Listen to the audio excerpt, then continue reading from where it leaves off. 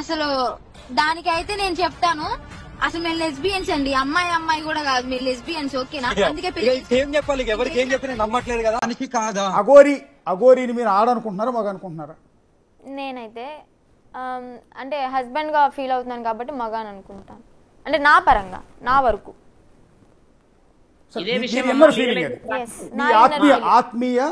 నా inner personal feeling, అది personal feeling భర్త అనుకుంటున్నారు. ఫిజికల్ గా మీరు ఆమెని ఆడనుకుంటున్నారా మగ అనుకుంటున్నారా?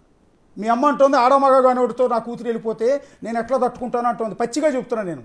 నిజంగా మీ అమ్మ అన్న మాటలు నిజంగా నాకు ఇప్పటికీ రిఫ్లెక్ట్ అవుతుంది. ఎంతసేపు లైవ్లో ఉన్నాను కానీ మీ అమ్మ ఏడుస్తూ అన్న మాటే రివైండ్ అవుతూనే ఉంది. చూడడానికి అమ్మాయిగా ఉన్నా కానీ నాకైతే అబ్బాయి.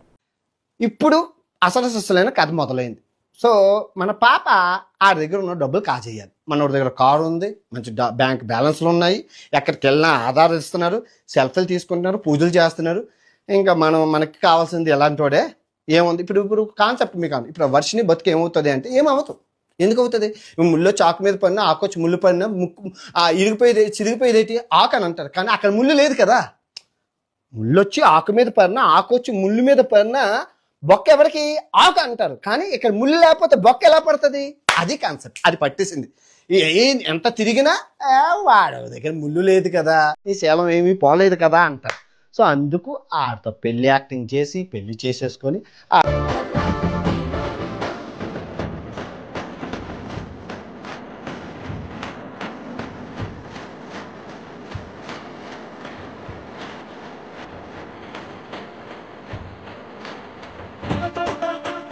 శ్రీనివాసు కటిక పేదరికం. ఎంత పేదరికం అంటే అసలు తల్లిదండ్రులు కూలీనాలు చేసుకొని రెక్కాడతాగానే డొక్కాడు. సో వీడు సైకిల్ తొక్కుకుంటూ వెళ్తున్నప్పుడు ఊర్లోని బాల్ ఏదైతే ఉంటుందో వరిబీజాలు, ఆ వరిబీజం ఒకటి చిదిగిపోయి పెద్దదైపోతే ఆ ఆపరేషన్ ఇది బాగానే ఉంది, ఇది పెద్దదైపోతే ఒకటి తీసేశారు.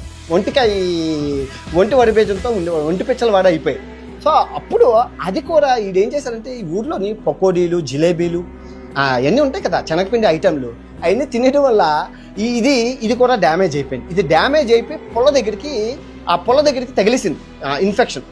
అంటే చీమి నెతుళ్ళు అన్నీ వచ్చేసరికి డాక్టర్ చెప్పాడు కోసి తీసేయాలి, లేదంటే నీకే హెల్త్గా ఇంకా పాస్ పోసుకోవడానికి అవ్వదు, పైపులు పెట్టుకోవాలంటే డబ్బులు లేవు, దగ్గర 3 లక్షలు అవుతుంది ఎవరిస్తారు? సో ఎలా కాదని చెప్పి హిజ్రా అని చెప్పి ముంబై పారిపోయాడు. పేదోడు కదా, హిజ్రా కమ్యూనిటీ అని ముంబై పారిపోతే నేను హిజ్రా అని చెప్పి యాక్టింగ్ చేసి ఆ ముంబై హిజ్రా వాళ్ళ దగ్గర మోసం చేసి వాళ్ళ దగ్గర ఆపరేషన్ చేయించుకున్నాక ఆపరేషన్లో భాగంగా వాళ్ళు హిజ్రాయా అనుకొని వీడికి తీసేసాక ఒక్కరోజాలు పెట్టేశారు, ప్లాస్టిక్వి ఒక్కరోజాలు పెట్టేసి ఇంకా ముంబై రోడ్ల మీద అడుక్కోవడం మొదలు పెట్టాడు. ఆ సంపాదన కానీ అదే టైంలో టీవీ9, ఈ టీవీ5, ఈ NDTVలోనూ నాగసాధువు మీకు గుర్తే ఉండి ఉంటుంది. కరెక్ట్గా 2 years క్రితం నాగసాధువు కాన్సెప్ట్, ఒక నాగసాధువు రావడం, దట్ ఈస్ శ్మశానంలో నుంచి మనిషి శర్మం తెచ్చుకొని తినడం, అవన్నీ టీవీలో చూసాం. సో ఆ కాన్సెప్ట్ మనకి బాగా నచ్చింది. ఈ అమ్మ ఇప్పుడు నాగసాధువును అఘోరా అంటే మంచి డిమాండ్ ఉంది మార్కెట్లోనే, సనాతన ధర్మం అని చెప్పి ₹5 పౌడర్ ప్యాకెట్ కొనుక్కొని రాసేసుకొని లిప్స్టిక్ రాసేసుకొని ఇంకా మనోడు అఘోరి యాక్టర్తో మన తెలుగు రాష్ట్రాల్లో దిగారు. మీ అందరికీ తెలుసు. హర హర మహాదేవ శంభో శంకర, జై శ్రీ కాళీమాత్రేనమా. నేను ఢిల్లీ నుండి బయలుదేరాను, చూడొచ్చు ఢిల్లీలో ఉన్నాను. ఢిల్లీ నుండి అయితే బయలుదేరడం జరిగింది. ఇప్పుడు 3 జ్యోతిర్లింగాలకు ప్రయాణం కొనసాగుతుంది. మహారాష్ట్రలో 3 జ్యోతిర్లింగాలు ఉన్నాయి, త్రయంబకేశ్వర్, భీమాశంకర్, గ్రీష్వేశ్వర్. ఈ 3 జ్యోతిర్లింగాలు దర్శనం చేసుకుని నేను తెలంగాణకు రావడం జరుగుతుంది. తెలంగాణకు వచ్చిన తర్వాత ఏదైతే నా కార్యక్రమాలు ఉన్నాయో అవన్నీ కార్యక్రమాలని కొనసాగిస్తూ నా పోరాటం ధర్మ పోరాటమే. ఎలాంటి కాంట్రవర్సీలకు నేను రాను, కాంట్రవర్సీలకు నేను దిగాలనుకోవట్లేదు, దిగను కూడా. ఓకేనా? నేను సామరస్యంగా వెళ్తాను, అందరితో కలిసే వెళ్తాను. కానీ నన్ను గుర్తించొద్దు, కానీ నా పోరాటాన్ని మాత్రం గుర్తించండి. నేను అఘోరినో కాదో మీరే నిర్ణయించుకొని వాటికి ఆధారాలు పట్టుకొని రండి, పట్టుకొని వచ్చి నిరూపించండి. కానీ లేనిపోని నిందలేస్తూ ఇలా ఇష్టం వచ్చినట్టు తమ్ముళ్ళు పెడితే మాత్రం మీ ఊహకు వదిలేస్తున్నాను. ఒక మనిషిని కించపరచడమే కాదు, వాళ్ళని కూడా గుర్తించాలి.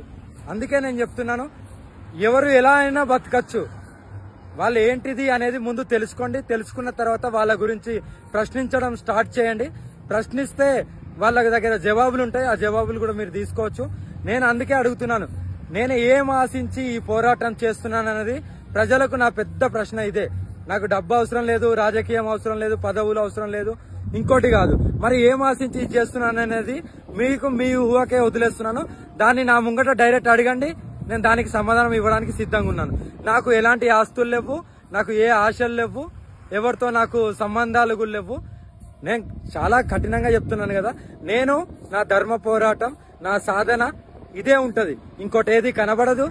ఇప్పటికైనా విమర్శలు ఆపండి. హర హర మహాదేవ, శంభో శంకర. నేనైతే తిరుగు ప్రయాణం అయింది. ఢిల్లీ నుండి హరిద్వార్ వెళ్ళాను, హరిద్వార్ నుండి ఢిల్లీకి వచ్చాను, ఢిల్లీ నుండి ఇప్పుడు రిటర్న్ తిరుగు ప్రయాణం అయింది. దీన్ని బట్టి ఇంకా మీ ఊహకు వదిలేస్తున్నాను. మీరు ఎలాంటి ప్రశ్నలు అడుగుతారు ఏంటిదనేది మీ ఇష్టం. కానీ ఒకరిని ఏదైనా అనేటప్పుడు వాళ్ళు ఎందుకు చేస్తున్నారు అనేదే మీ దృష్టిలో పెట్టుకోండి.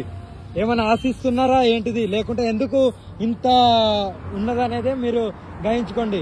నేను ఒక్కచోట కాదు, దేశం అంతా, కాశ్మీర్ నుండి కన్యాకుమారి వరకు నాకంటూ ఒక గుర్తింపు ఉంది, నాకంటూ ఒక పోరాటం ఉంది. ఒక తెలంగాణ, నేను పుట్టిన తెలంగాణ గడ్డ మీద, ఆంధ్రలోనే కాదు, అన్ని చోట్ల నా పోరాటం ఉంటది. పోరాటం చేస్తూనే ఉంటాను. నా దేహాన్ని వదిలే వరకు ఈ పోరాటాన్ని ఆపను. ఈ ధర్మ పోరాటం ఇలాగే కొనసాగుతూ ఉంటది. హర హర మహాదేవ, శంభో శంకర. జై శ్రీ కాళీమాత్రే నమ. సనాతన బంధువులకు, హిందూ బంధువులకు హర హర మహాదేవ్. ఇప్పటికైనా నా పోరాటాన్ని మాత్రమే చూడండి. మీరు మీ కుటుంబాలతో ఆరోగ్యంగా, ఆనందంగా ఉండాలని నా కాళీమాతని, నా శివుణ్ణి వేడుకుంటూ నా ఆశీర్వాదం ఎప్పుడు ఉంటది. ఇక నుండి అయినా సామరస్యంగా ఆలోచించండి. ఎవరు ఏంటని ఆలోచించాలని మనస్ఫూర్తిగా కోరుకుంటున్నాను. హర హర మహాదేవ. జై శ్రీ కాళీమాత్రే నమ. జై హింద్, జై భారత్, భారత్ మాతాకి జై. గురుదత్తే నమ, అఘోరి కాళీయ నమ. జై హింద్, జై శ్రీరామ్. హర హర మహాదేవ్. హర హర మహాదేవ్. ఎంతో మంది ట్రోలింగ్ చేస్తున్నారు, ఎంతో మంది విమర్శిస్తున్నారు.